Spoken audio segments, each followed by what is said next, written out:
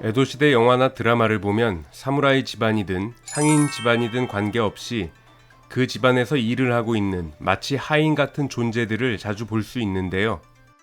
사무라이 가문의 복록 수준에 따라 차이는 있었지만 일반적으로 한 명의 사무라이가 공식 외출을 하는 경우 3명의 종자들을 대동하는 것이 기본 법도였습니다. 100석 정도 급여를 받는 사무라이의 경우 창을 드는 하인, 옷짐을 드는 하인, 그리고 집신을 챙기는 하인 등 3명의 하인들이 필요했는데요. 200석 정도가 되면 말을 탈 수 있었기 때문에 말 고삐를 쥐는 하인도 추가로 필요했습니다. 이러한 격식들은 사무라이의 체면에 관련된 문제였기 때문에 가급적이면 형식을 갖추기 위해 많은 사무라이들이 노력했습니다만 에도 시대가 지속되면서 대다수 사무라이들이 재정난에 시달리고 있었기 때문에 상시 고용 인원은 최소화하고 인력 파견 업체를 통해 꼭 필요한 경우에만 일용직으로 인력을 충원하는 경우가 많아지게 됩니다. 이들은 계약에 의해서 일시적으로 주종관계를 맺기는 했지만 엄연히 급여를 받고 일을 하는 고용관계이기도 했습니다. 급여 수준은 매우 낮았는데요. 에도시대 중기의 즈음에서는 남자의 경우 연 3량, 여자의 경우 1량에서 2량 정도를 받았다고 합니다. 월급이 아니라 연수입이었기 때문에 굉장히 적은 액수로 볼 수 있겠죠. 이렇게 종신 또는 일시적으로 무가집안, 상인 가게, 분홍 등에 고용된 하인 같은 존재들을 에도시대 단어로 봉공인, 호꼬닝이라고 불렀습니다. 얼핏 봐서는 에도시대 당시 마치 현대적인 고용 형태가 자리잡고 있었던 것으로 보이기도 하는데요. 오늘은 이들 봉공인의 실체에 대해서 조금 자세히 알아보는 시간을 갖도록 하겠습니다.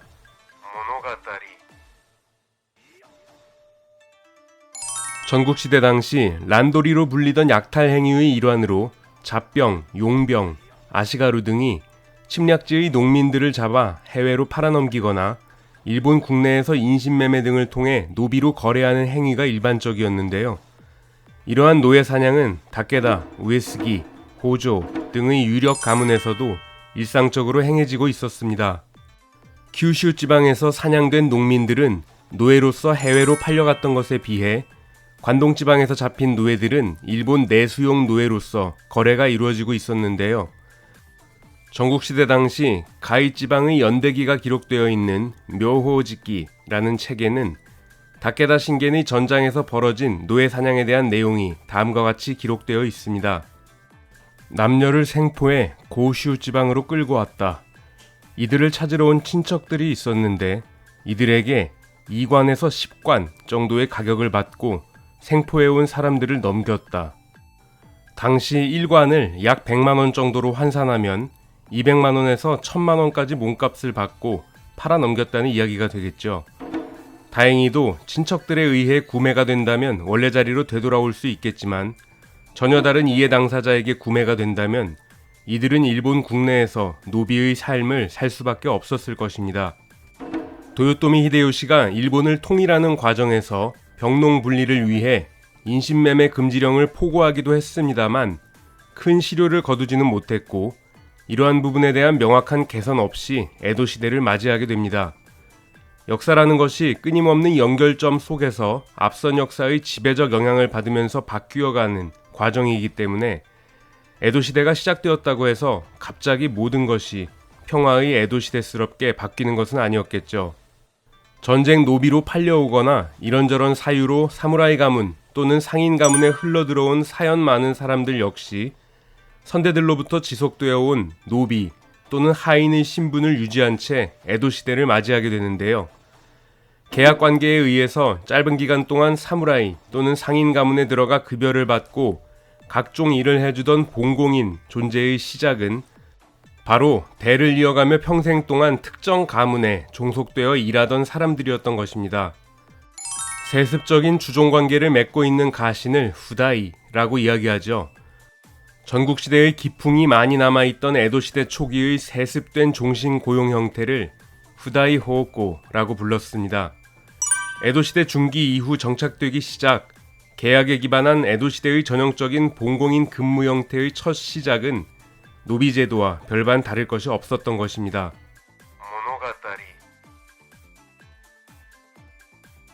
에도시대 초기 1640년에서 1643년에 걸쳐 일본의 대기근이 발생하게 되는데요.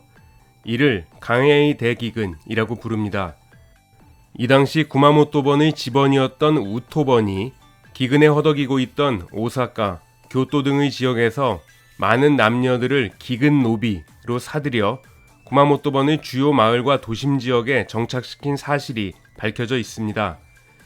이를 조금 더 구체적으로 살펴보도록 하겠습니다. 오사카에서 구입해온 하녀 하루는 13살 여자아이로 신원 보증서에는 부모 명의로 기근 때문에 우리가 더 이상 맡을 수 없음이라고 명기되어 있었습니다. 이 내용만 가지고는 몇 년 계약으로 팔려온 것인지 알 수는 없겠네요. 다음 내용 보겠습니다. 교토에서 구입해 세습 노비가 된 찌루라는 여자아이는 10살인데 신원 보증서에는 금년 기근 때문에 굶주림을 견디지 못하니 구마모토로 보내 종신 고용으로 삼아줄 것을 부탁함이라고 쓰여 있습니다. 이 경우에는 아마도 일시불로 돈을 받고 딸을 팔아넘긴 것으로 보이네요. 교토에서 10년 계약으로 사온 또 다른 쯔루라는 여자아이는 마시기군에 사는 젠베라는 인물과 부부의 연을 맺었다. 현대 시각으로 보면 10년 계약이니 10년간 쯔루라는 여자아이가 급여를 받았을 것으로 생각하기 쉽지만 기근을 견디지 못하고 딸을 보낸 경우이기 때문에 부모가 10년치 몸값을 한 번에 수령하고 아이를 보냈을 가능성이 높겠죠. 즉, 쯔루라는 여자아이는 10년 동안은 자신을 고용한 주인집에서 숙식하며 무보수로 일하는 운명을 맞게 된 것입니다.